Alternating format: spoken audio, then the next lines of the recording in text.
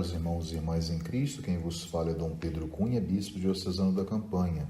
Hoje é domingo, dia 6 de agosto, e nós estamos celebrando a festa da Transfiguração do Senhor, cujo evangelho é o de Mateus 17, 1 a 9. Naquele tempo, Jesus tomou consigo Pedro, Tiago e João, seu irmão, e os levou a um lugar à parte sobre uma alta montanha, e foi transfigurado diante deles. O seu rosto brilhou como o sol, e as suas roupas ficaram brancas como a luz. Nisto apareceram-lhes Moisés e Elias conversando com Jesus. Então Pedro tomou a palavra e disse: Senhor, é bom ficarmos aqui. Se queres, vou fazer aqui 3 tendas, uma para ti, outra para Moisés e outra para Elias. Pedro ainda estava falando quando uma nuvem luminosa os cobriu com sua sombra, e da nuvem uma voz dizia: Este é o meu filho amado, no qual eu pus todo o meu agrado. Escutai-o. Quando ouviram isto, os discípulos ficaram muito assustados e caíram com o rosto em terra. Jesus se aproximou, tocou neles e disse: Levantai-vos e não tenhais medo. Os discípulos ergueram os olhos e não viram mais ninguém, a não ser somente Jesus. Quando desciam da montanha, Jesus ordenou-lhes: Não conteis a ninguém esta visão, até que o Filho do Homem tenha ressuscitado dos mortos. Caros irmãos e irmãs em Cristo, como todos nós sabemos, a festa da transfiguração de Jesus é, na verdade, uma prefiguração da glória futura de Jesus, onde aqui ocorre a revelação também da sua natureza divina. Temos 2 momentos importantes nesse relato de Mateus. Primeiro é que Jesus é contemplado falando com Moisés e Elias. O que significa isto? Para mostrar que ele é a síntese, da lei e dos profetas.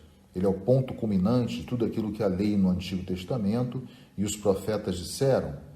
Um outro traço muito característico é a voz celeste, que os discípulos vão ouvir, que na verdade esta voz confirma que Jesus é o Filho amado do Pai, é aquele que agrada ao Pai, aquele que tem a afeição do Pai, e ao mesmo tempo ele é o Salvador, ele é o Messias, ele é aquele servo que deveria vir.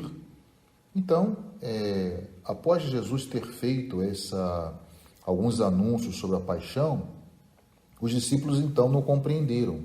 Mas, na verdade, o que Jesus queria era mostrar o significado ou o sentido da exigência do discipulado que Jesus queria de cada um deles.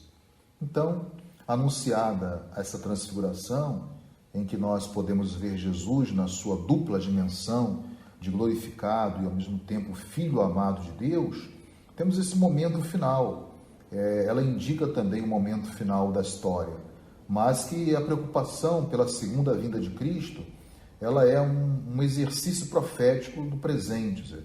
Os discípulos precisam compreender quem é Jesus aqui na terra, antes mesmo de viverem essa expectativa da sua segunda vinda, A sua vinda, ela é permanente na própria vida pessoal e, ao mesmo tempo, na memória, não somente dos discípulos, como também de toda a comunidade cristã. Então, a transfiguração de Jesus, ela marca o início também do caminho da cruz, ou seja, a glória de Cristo é a sua cruz, é o Calvário. Os discípulos, eles estão, em certo sentido, desanimados. Por quê? Devido a esse anúncio da paixão que Jesus fizera nesse mesmo capítulo e pelas exigências do seguimento que Jesus fez também no capítulo 16. Então, nesse momento, a transfiguração é uma espécie de um ânimo renovado, uma injeção de ânimo que Jesus dá aos discípulos, pois nela também se manifesta a glória de Jesus, como vos falei, uma antecipação de sua vitória final. E temos aqui também, nesse relato, alguns sinais na transfiguração que são muito análogos aos sinais da ressurreição de Cristo. Por exemplo, o rosto radiante, as vestes como a luz, a voz do céu e o pedido de segredo até a ressurreição dos mortos. Então, a transfiguração é aquilo que nós chamamos de uma teofania, ou seja, são os vários sinais da manifestação de Deus. Manifestação de Jesus também como o próprio Filho de Deus, porque ele é anunciado por essa voz que vem do alto e não simplesmente dito por ele mesmo, mas confirmado pelo Pai. E depois, como vos falei, a imagem de Moisés e Elias, que são personagens cujo retorno também anunciava a chegada do Messias, era um indício da chegada do Messias, né? Que agora, na verdade, eles vão testemunhar que Jesus é verdadeiramente o Messias esperado por Israel, ou seja, Jesus não é Moisés e também Jesus não é um Elias, ele é o cumprimento da lei e dos profetas, como falamos anteriormente. Então nós temos hoje essa apresentação completa, né, de quem é Jesus na sua natureza divina e na sua natureza humana, e que nele também se manifesta a glória de Deus, o verdadeiro Messias esperado e o Filho de Deus. Então, para concluirmos, a transfiguração ela mostra a fé dos discípulos em Jesus pela contemplação de sua vitória sobre a morte. Assim, eles poderão assumir todas as exigências do discipulado. É também, assim por dizer, essa transfiguração, um convite a superar a tentação de um messianismo falso, um messianismo glorioso, triunfalista e fácil, ao mesmo tempo, a empreender com Jesus o caminho da obediência à vontade do Pai. Assim também nós somos convidados, né? Jesus nos ensina a ouvirmos também o Pai e a cumprirmos a vontade do Pai, e esse é o segredo da identidade de Jesus, ao mesmo tempo do nosso discipulado. Por fim, podemos dizer que Jesus é a plenitude da antiga aliança, manifestando assim o seu rosto, ou seja, o próprio rosto de Deus entre a humanidade.